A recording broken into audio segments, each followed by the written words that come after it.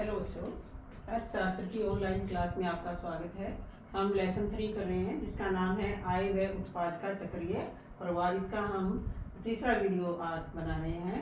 Macro economics का chapter 3 है ये। तो इसमें देखो, अब तक हमने क्या पढ़ा था?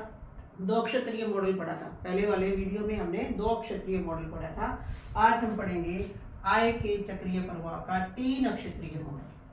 3 अक्षत्रीय मॉडल 3 अक्षत्रीय मॉडल जो है, पहले वाले मॉडल में तो क्या था? परिवार और उत्पादक क्षेत्र। ये हमने मान्यता लिया था कि अर्थव्यवस्था के अंदर केवल 2 ही क्षेत्र हैं, परिवार क्षेत्र, गृहस्थ क्षेत्र और उत्पादक क्षेत्र। लेकिन आज हम ऐसी अर्थव्यवस्था के बारे में पढ़ेंगे, ऐसा मॉडल है, ऐसी अर्थव्यवस्था का अध्ययन करेंगे जिसमें तीन क्षेत्र हैं। एक परिवार क्षेत्र है, उत्पादक क्षेत्र है और सरकारी क्षेत्र भी बीच में समावेश है। उसका सरकार की जो आर्थिक क्रियाएं हैं वो भी सम्मिलित हैं इसमें, उसका भी समावेश है। 3 क्षेत्रीय मॉडल के अंदर जो सरकार आर्थिक क्रियाएं करती हैं वो भी इसमें जुड़ी हुई हैं। तो हम 3 क्षेत्रीय मॉडल पढ़ेंगे जिसमें 3 क्षेत्र हैं हमारे: परिवार क्षेत्र, उत्पादक क्षेत्र और सरकारी क्षेत्र।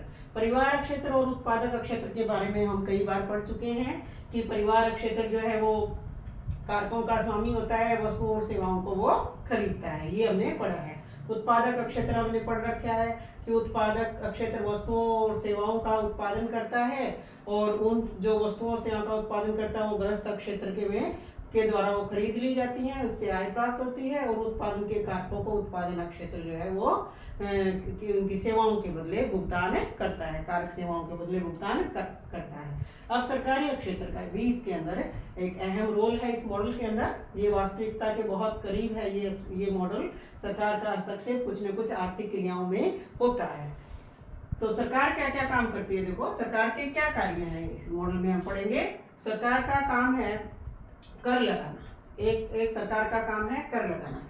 कर जो है सरकार वो उत्पादक क्षेत्र के ऊपर भी लगाती है, उत्पादन कर और बिक्री कर, ये दोनों कर जो है वो उत्पादन क्षेत्र के ऊपर लगते हैं। ये दोनों कर जो है ये इनडायरेक्ट टैक्स हैं, अप्रत्यक्ष कर हैं और ये इसके ऊपर उत्पादक क्षेत्र के ऊपर ये कर लगाए जाते हैं सरकार के द्वारा। फिर दूसरे कर हैं ये वाले आय कर और आवास कर, संपत्ति कर भी है इस तरह का। ये परिवार क्षेत्र के ऊपर लगते हैं ये वाले कर। ये जो है ये प्रत्यक्ष कर आते हैं, ये प्रत्यक्ष कर हैं, ये भी हमारे सिलेबस में आगे आएगा। प्रत्यक्ष कर हैं ये जो डायरेक्ट लगते हैं। आय कर और आवास कर, संपत्ति कर, ये क्या है? ये परिवार क्षेत्र के ऊपर लगते हैं। तो सरकार के द्वारा कर लगाए जाते हैं उत्पादक क्षेत्र के ऊपर भी और परिवार क्षेत्र के ऊपर भी। वो हम इसमें दिखाएंगे कि आय का प्रवाह किस तरफ होएगा। तो ये उत्पादन क्षेत्र से और इससे परिवार क्षेत्र से आय का प्रवाह कर लगाएगी सरकार, तो सरकार की तरफ होएगा, सरकारी क्षेत्र की तरफ आय का प्रवाह होएगा। हम वो उसमें चित्र में वो दिखाएंगे, एक बार ये हम समझ लेते हैं। फिर अभी आर्थिक सहायता। सरकार का दूसरा काम क्या है? पहला काम था कर लगाना, दूसरा है आर्थिक सहायता। सरकार जो है वो उत्पादन क्षेत्र को भी, उत्पादक क्षेत्र को भी सब्सिडी देती है, आर्थिक सहायता देती है। जब कोई किसी प्रकार का उत्पादन कर रहा है तो उसको किसी न किसी तरीके से वो आर्थिक सहायता देती है और इसको भी आर्थिक सहायता उत्पादन क्षेत्र को मिलती है। और वृद्धा पेंशन है, वजीफे है, छात्रवृत्ति है, ये इस तरह की जो दी जाती है सहायताएं, इनको हम बोलते हैं हस्तांतरण भुगतान बोलते हैं, भी ट्रांसफर पेमेंट्स बोलते हैं। जो एक तरफा भुगतान है, उनके बदले कुछ मिलता नहीं है, एक तरफा भुगतान होते हैं ये।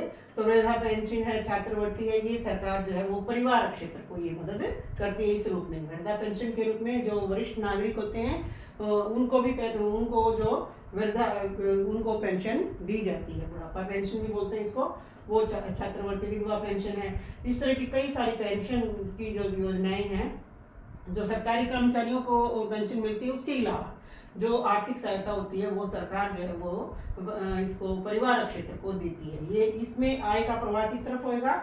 इसमें सरकार से, सरकारी क्षेत्र से परिवार क्षेत्र की तरफ आय का प्रवाह होएगा। फिर अभी बचत वो भी है, मुद्रा क्षेत्र भी है, इसमें मुद्रा बाजार भी है, वित्तीय क्षेत्र।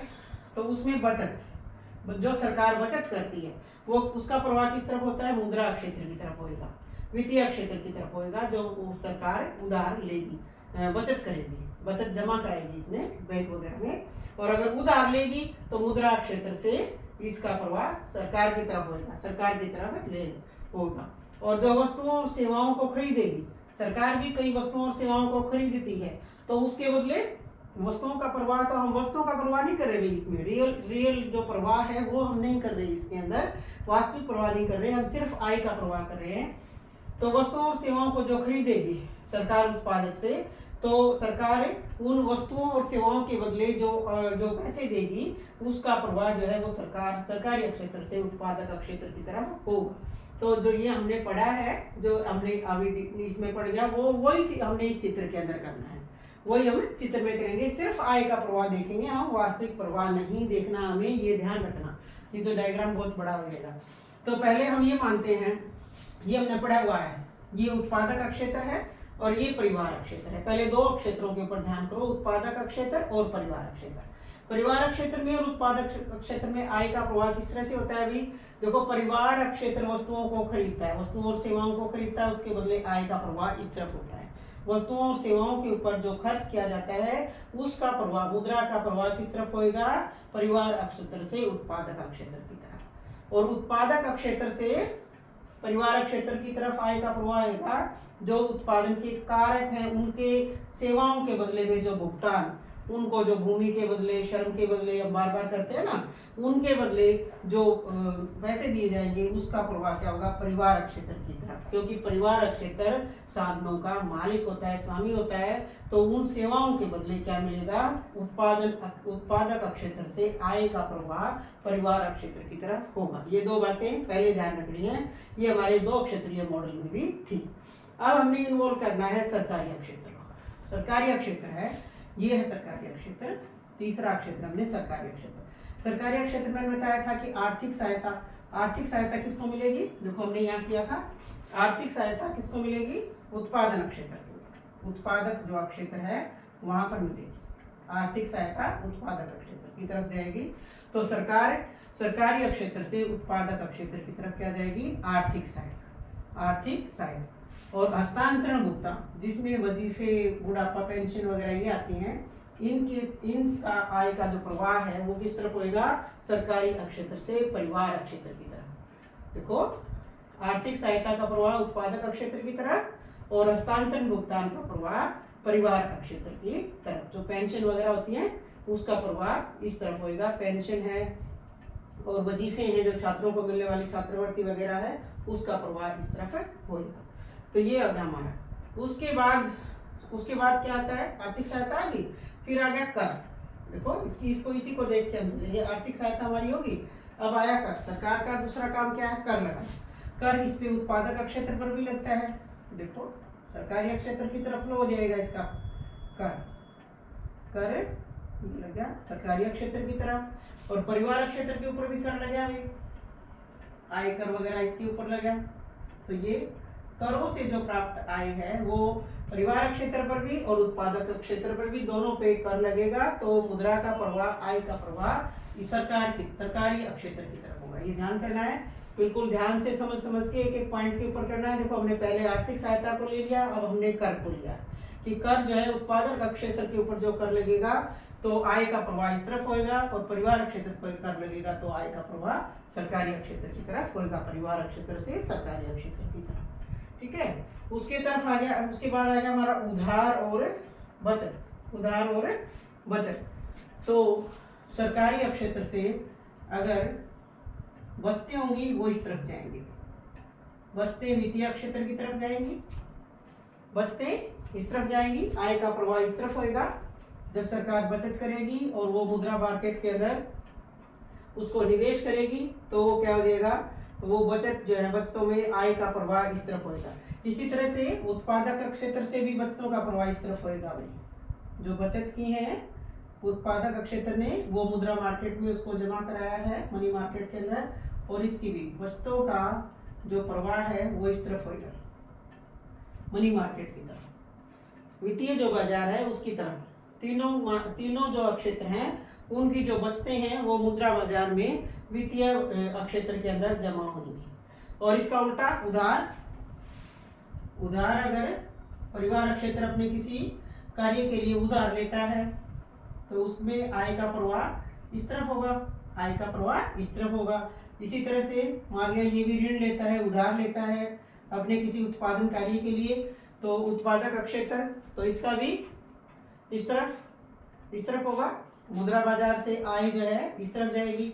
इसी तरह सरकारी क्षेत्र भी अगर उधार लेता है तो उसमें भी इस तरफ जाएगी, उधार जो है वो इस तरफ जाएगी। यानी कि बचत होगी तो आय का प्रवाह इस तरफ मुद्रा मार्केट की तरफ, और अगर उधार लेना है तो फिर आय इसका प्रवाह सरकारी क्षेत्र की तरफ। सरकार उधार लेती है तो सरकारी क्षेत्र की तरफ, परिवार क्षेत्र लेता है तो परिवार क्षेत्र की तरफ, और अगर उत्पादक क्षेत्र ऋण या उधार लेता है तो उसका प्रवाह, जब आय का प्रवाह इस तरफ होता है। तो ये है, बिल्कुल आसान है। हमारा 3 क्षेत्रीय मॉडल यही है, इसमें और कुछ नहीं बचा। हाँ, एक चीज और रहेगी कि वस्तुओं और सेवाओं को खरीदती भी है अभी सरकार उत्पादक क्षेत्र से, उत्पादक जो क्षेत्र है उससे वस्तुओं और सेवाओं को खरीदती है तो खरीदने के बदले आय का प्रवाह इस तरफ से होगा। वस्तुओं और सेवाओं पर खर्च, ये हम लिखेंगे वस्तुओं व सेवाओं पर खर्च। जो सरकार भी वस्तुओं को खरीदती है उत्पादकों से, तो उनसे तो फिर उसके ऊपर जो खर्च करेगी, आय का प्रभाव पड़ रहा है ना, वस्तुओं और सेवाओं का प्रभाव नहीं पड़ रहा है, हम सिर्फ आय का, कि वस्तुएं ये क्षेत्र खरीदेगा और उसके बदले सरकारी क्षेत्र जो मुद्रा को खर्च करेगा वो उत्पादक क्षेत्र के अंदर आएगी, तो आय का प्रवाह इस तरफ होगा। तो हमने ये क्या पढ़ा है, 3 क्षेत्रीय मॉडल पढ़ा है, जिसमें 3 क्षेत्र हैं, उत्पादक, परिवार क्षेत्र और सरकारी क्षेत्र। बीच में हमने वित्तीय क्षेत्र को भी लिया है, मुद्रा बाजार को भी लिया है। तो इसमें आय का जो है वो चक्र किस तरह से होता है, आय का प्रवाह किस तरफ से होता है, किस चीज का प्रवाह किस तरफ होता है, हमने वो इसमें पढ़ा है 3 क्षेत्रीय मॉडल में। बहुत ही आसान है, बिल्कुल ध्यान से पढ़ना है। पहले तुम 2 क्षेत्रीय मॉडल बनाओ, जो हमने पहले बनाया था, सिर्फ आय का, सेवाओं का नहीं बनाना, वस्तुओं और सेवाओं का नहीं बनाना, वास्तविक प्रवाह नहीं बनाना, सिर्फ मौद्रिक प्रवाह। और फिर ऊपर सरकारी क्षेत्र लिख लो, और फिर सरकार वाली सारी चीजें ये लिख लो। बीच में मुद्रा बाजार का तो बस यही काम है, बचते इस तरफ आएंगी और उधार या ऋण उस तरफ आएगा। तो बहुत ही आसान मॉडल है, इसको ध्यान से देखना और फिर समझना। आशा है आपको समझ आया होगा। Thank you.